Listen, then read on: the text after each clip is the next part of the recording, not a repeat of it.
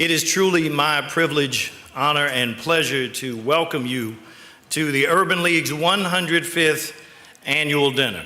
Let me start by thanking Rennie Knott, who is the epitome of grace, class, and sophistication. Please give another round of applause to him for being a great friend, a great ally, and a great supporter of the Urban League and our movement and our mission. I would like to ask our mayor to stand once again and let us give her a thunderous round of applause for the amazing presentation that she made tonight, the historic presentation to the Urban League to help us to help others.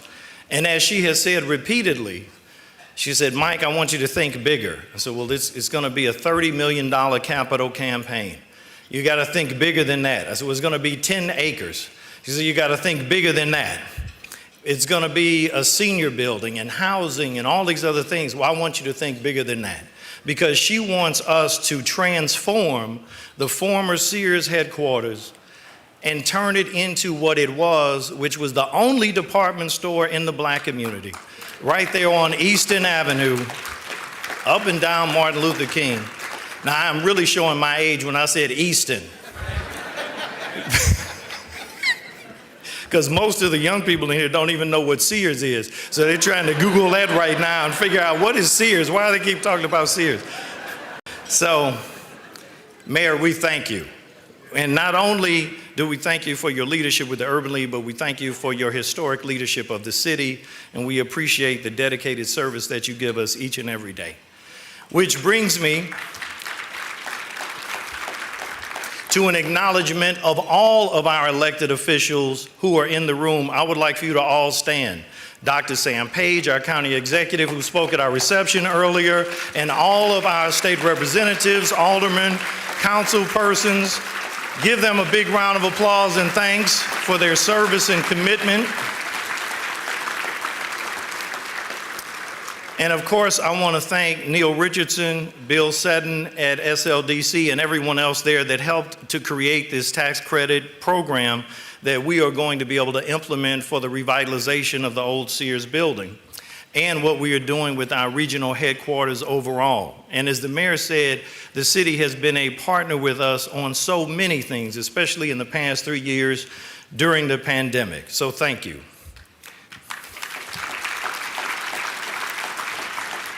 There is no I in team. And so I want to have all of the Urban League staff that are in this room, all of the former staff, and the staff of the National Urban League that are here with us tonight to please stand, because we have 350 competent, qualified, capable, and committed staff members that help make our work very easy to try to serve 205,000 people a year now.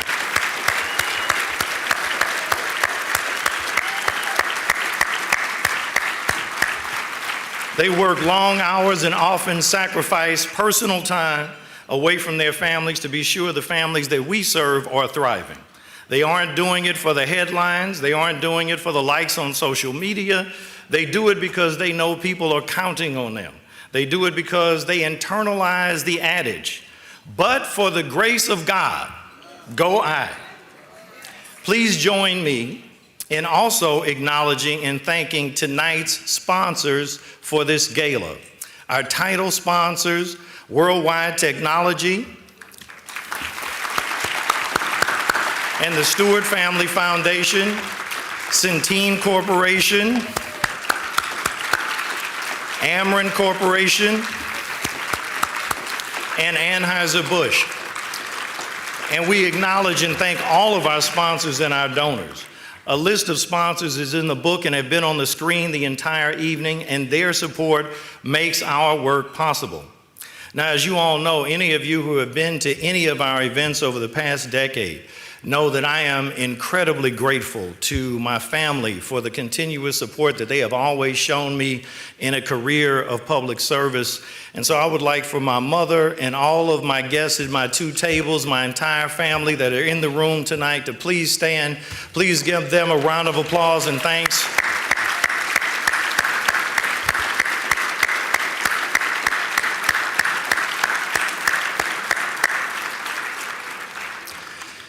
As we look at this past year and so many other things, we have also lost some giants in the Urban League movement. And I would be remiss if I did not acknowledge and thank Michael Neidorf and his family from Centene that helped us with every single major project that we ever had, our former national chairman and the only national chairman that we have ever had from St. Louis. He will truly be missed, and we want to continue to honor his legacy. Our board chairman gave some very heartfelt remarks and some very true ones, sadly, when he called me, James, and Pat middle-aged at this point. But as I tell people all of the time, the 80 members of the board of directors of the Urban League here in St. Louis are what make us the largest urban league in the United States and the first 5-star rated urban league in the history of the National Urban League movement. And so I would like our board chairman, who has served in the pandemic, as he stated tonight, he served 3 years at the worst possible time to be our chairman. Mark Levison, our board chair, our incoming board chair, Michael Main, and all of our board members, please stand so that you can be acknowledged and thanked for the hard work and dedication that you give all the time to this agency.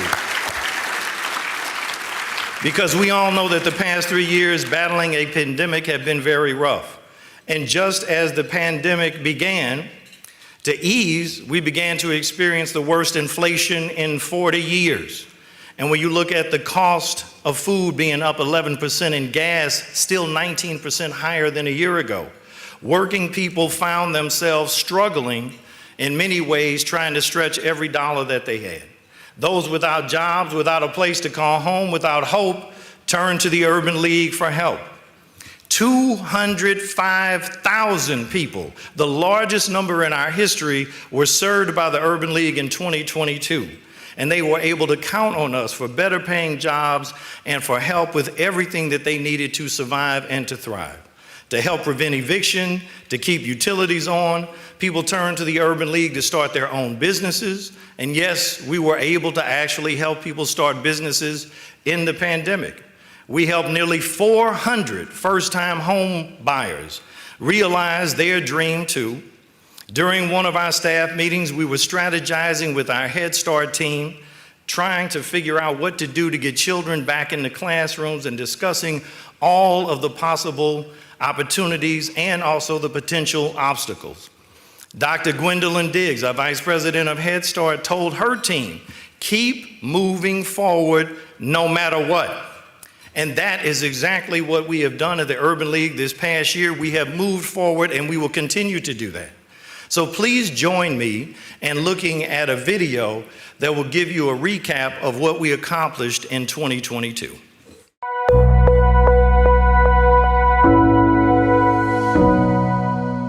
That's where the Urban League steps up year after year. Once again, it's the Urban League stepping up. Gas prices creep towards $5 a gallon. The Urban League of St. Louis is looking to try to provide a little relief for those who may be struggling. FEMA will be at the Urban League Empowerment Center that's on West. Today, the Urban League of Metropolitan St. Louis kicked off its Grill to Glory program. The Urban League hopes uniting neighborhoods through weekly cookouts will help curb violence. New developments are coming to West Florissant Avenue through efforts led by the Urban League. Look at what happened in Ferguson. Sadly, what it did was it exposed the worst of us to the entire world. And so we will always be judged on what we did or did not do in Ferguson. That's why he's leading efforts to purchase and develop 3 vacant properties on West Florissant Avenue. We're outside an old Mound City Bank building on Natural Bridge and Newstead, over 100 years old. Now, the Urban League of Metropolitan St. Louis says it's about to make history again by transforming into an entrepreneurship and women's business center. Behind every headline, there's a human. Over 200,000 people accessed 55 programs for jobs, housing, utility assistance, and more. The Urban League fed thousands through pantries and large-scale food distribution supported by hundreds of volunteers. Hi, my name is Valencia Harris, better known as V. Everybody calls me V or Miss V, whichever you prefer. I've been volunteering here at the Urban League for about 13 years now. The purpose, it feeds my soul. It lets me know that I have done something good for somebody else and that it's not all about me. You know, I get more out of it than what I give. Helping to reduce crime, protect public health, and build stronger neighborhoods remained a top priority for the Division of Public Safety and Community Response. Community health navigators canvassed neighborhoods and collaborated with community partners to help more than 7,000 people get first vaccinations, boosters, and other resources. And Grill to Glory connected residents to Urban League programs and services through the neighborhood church with block parties and information sessions. Grill to Glory grew to over 200 participating churches in St. Louis and the Metro East. Thank you for joining us for your news at 10. I'm Holden Kerwicki. It's been nearly 1 month since historic flooding damaged many homes and businesses across the St. Louis area, and the cleanup is far from over.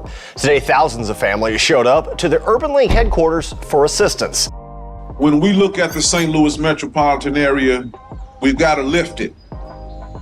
You can't lift St. Louis from the top because only the elite benefit. You can't lift St. Louis from the middle because only part of St. Louis is lifted. When you lift St. Louis, you got to go all the way down to the neighborhood level and lift.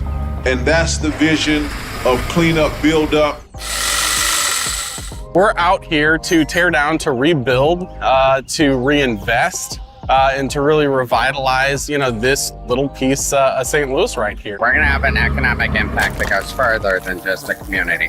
By getting that dignity back into these areas, we're gonna create real estate values that go up. We're gonna teach people in areas where we can develop a sustainable system for cleanup, build up. We're gonna provide jobs to those people. And if you layer that on, you're gonna see St. Louis and some of these areas, you're gonna see them totally restored from a global perspective. Here today to share an important announcement, and I wanna thank the people at Commerce Bank for their contribution of this facility to the Urban League of Metropolitan St. Louis. And from these bare walls and this very strong structure that was built 100 years ago, what will arise here is the National Urban League's 13th Entrepreneurship Center.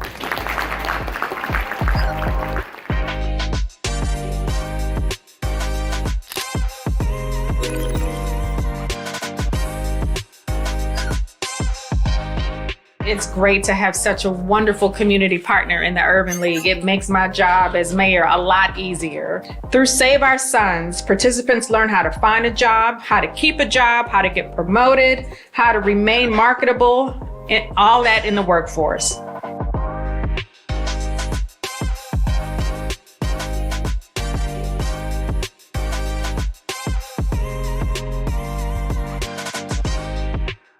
How you doing? I'm Jason Parker. I'm a graduate of the Save Our Sons Reentry Program, which gave me the opportunity to hit the ground running when I was released from Al Gore State facilities in Missouri. They gave me a lot of tools to understand what the world was becoming of nowadays and how to make yourself and navigate through it. They gave me a lot of tools to understand where it was that I needed to be and where I was trying to go.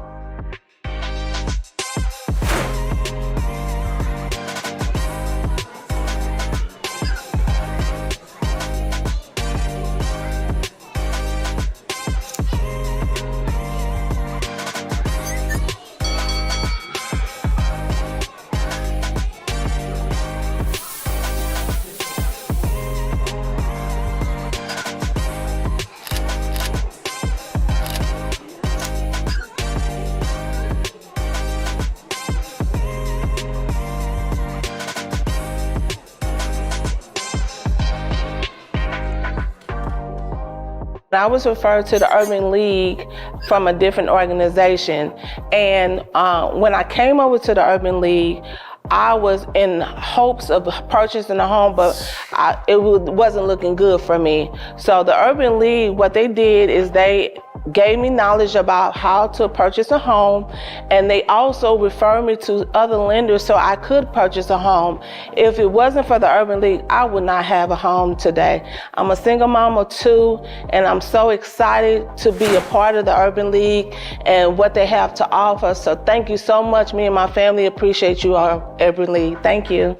The Urban League's new home and headquarters campus continued its transformation thanks to a $40 million capital campaign.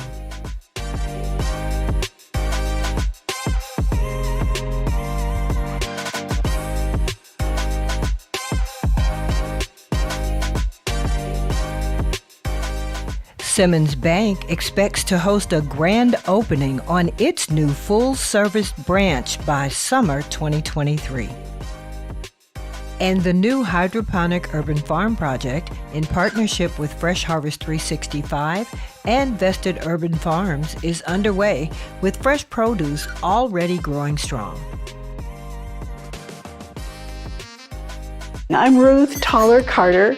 I worked for the Urban League years ago when I first came to St. Louis. When we first started using the Sears building at the time, it was a very innovative project. It was original, it was community service related, and it's just wonderful to see the building back in the hands of the Urban League and continuing to provide community services, support the neighborhood and the people of the town, and do what really is needed for St. Louis in so many ways. I'm delighted to see it. I think Bill Douthit, the former head of the Urban League, and my old boss, Jim Bridges, would be very proud. I hope it thrives. Hello, Mayor Reggie Jones, City of Delwood. We're here on the site of the Urban League Senior Complex, and we're just excited here in the City of Delwood to have such a facility. What this is going to do is allow our Delwood seniors, who are very active in our community currently, to remain and stay in our city, because we have a lot of senior citizens who no longer want to maintain a home, who no longer want to go through the troubles of expenses of repairs and things of that sort. But they want to remain in the area. They want to stay in North County, particularly they want to stay in the area of Delwood. So this facility will allow those individuals to be and remain productive citizens of the city of Delwood.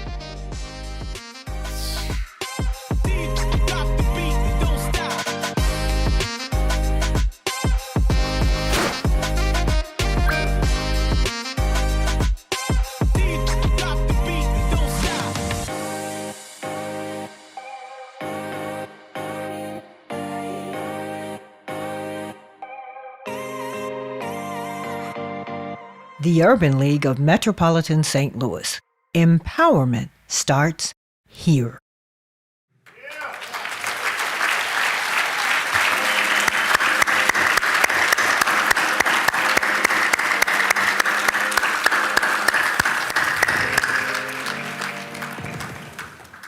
Please join me in a round of applause for Pat Washington and the communications team that put this together to show the amazing work of the Urban League each and every day throughout our entire region. And of course, as we look towards the future, the Urban League has much, much more that we wish to put on the agenda. So, and as I thank the staff, and I thank the communications department and all of the partners that help us today, and all of the individuals involved, there's another group of people, our very, very dedicated volunteers, in the form of the Urban League Guild, the Young Professionals, and the Federation of Block Units, who are here as well, that I would like to please stand to recognize all of our volunteers, our core that are with us each and every day. We could not do this without you. Thank you for constantly being there for the Urban League movement. 2022 was a year of tremendous growth for the Urban League and empowerment for those we serve. And already in 2023, more than 1,000 men and women have participated in our direct targeting hiring fairs with Save Our Sons and Save Our Sisters. We've paid out over $1.2 million in crisis assistance for utilities. We've served more than 3,000 families since January through March in the Panera Food Pantry. And we have expanded our housing division with more resources to help home buyers and renters than ever before. Simmons Bank, as you heard, will be hosting their grand opening of a $2 million building right there in our headquarters, one of the first and only new bank branches in North St. Louis in many years, as a full-service bank branch, ATM, drive-through, and everything else. And we are incredibly excited about that. And not only that, but the branch is actually being constructed with a huge component of minority contractors. Thank you to Simmons Bank for the leadership and partnership. We are working with the City of St. Louis and the county on housing and economic development opportunities. We are collaborating with health partners to bring more health resources into our neighborhoods, and we are strengthening the programs we offer at our Peter Bunce campus on North Grand to enhance our neighborhood hub in the Water Tower area. We have been empowering people and building communities for over 105 years, and we will keep lifting, keep building, keep serving, and keep collaborating. With your help and God's grace, Bishop, we will keep on growing, keep on leading, and keep on loving the people, and keep going forward no matter what. The Urban League was founded at a time of great racial strife. Our roots are in East St. Louis. As the city was torn apart by horrific race riots, a group of blacks and whites came together and said that we are better than this and that we can be a better city, region, and nation. And they came together to pull together the Urban League, and here we are 105 years later. That was the birth of the Urban League of Metropolitan St. Louis. And just a few weeks ago, we went home and we reopened an office in the city of East St. Louis, a Save Our Sons office to find men and women jobs in that community on State Street. We have already held 3 hiring events with companies including Ameren, Illinois, that have attracted hundreds, with many people being hired in good paying jobs. And as I have said before, we are moving forward no matter what. In 1916, St. Louis was divided by racially restrictive covenants barring black people from buying homes in certain neighborhoods. Blacks were steered away from many neighborhoods in this community that were thriving. But today, the Urban League is partnering with lenders and other partners to help African Americans buy houses across this entire region. We keep moving forward no matter what. The racially restrictive covenants divided our city and created pockets of poverty and disinvestment that stand to this day. Poverty, lack of amenities, substandard health care can all be traced back to those covenants and many ills in society, to the point where even your life expectancy could be predicted by your zip code. My friend Dr. Jason Purnell of the McDonald Family Foundation did the research in the For the Sake of All report, and he found that residents of certain zip codes had an 18-year better life expectancy than their black and brown neighbors just 2 miles away. 18 years more of life than their less affluent neighbors. So we must keep moving forward, no matter what. So tonight, as we reflect on the work of the Urban League and what we have done in the past year, I want to encourage you to join with me in a new covenant, not the racially restrictive covenants of the past, but a new covenant for a greater and better St. Louis. Let us stand in agreement that together we will move this community forward. Together we will create a region where all can prosper and thrive no matter their zip code. It will not be easy. The challenges may seem insurmountable, but let us use the words of Dr. King. If I cannot do great things, I can do small things in a great way. So, as we double our efforts to serve and empower even more people in 2023 and build our new covenant, there are 3 things that I would like for you to do. Number 1, I want you to become a member of the Urban League. Every single one of you have one of these envelopes in front of you. Bishop Michael Jones and I have locked all the doors. This is the exit in order to get out. This is like the pastor's anniversary fund.